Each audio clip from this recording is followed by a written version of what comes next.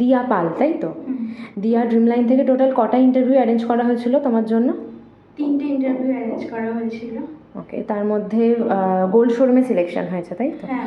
ওকে, overall happy? Experience ভালো?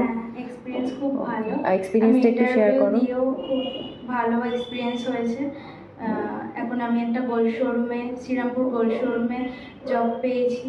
কাল থেকে আমার জয়েনিং, 23 তারিখ থেকে, মানে 23 আগস্ট 2025, তাই তো?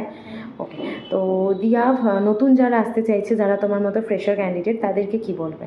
হ্যাঁ, সবার জন্য বলবো এখানে আসো, ভালো ভালো জায়গায় জব পাবে তোমরা। এখান থেকে ইন্টারভিউ দাও, অবশ্যই সবাই ভালো জব পাবে। ওকে দিয়া, তার মানে ওভারঅল এক্সপিরিয়েন্স ভালো, তাই তো? ফ্যাকাল্টি মেম্বারসদের সম্পর্কে কি বলতে চাও? ওভারঅল বিহেভিয়ার, ওভারঅল হেল্প কেমন পেয়েছো বা সাপোর্ট পেয়েছো? সবার ব্যবহার খুব ভালো। ম্যামদের থেকে অনেক হেল্প পেয়েছি, স্যারের থেকে অনেক হেল্প পেয়েছি।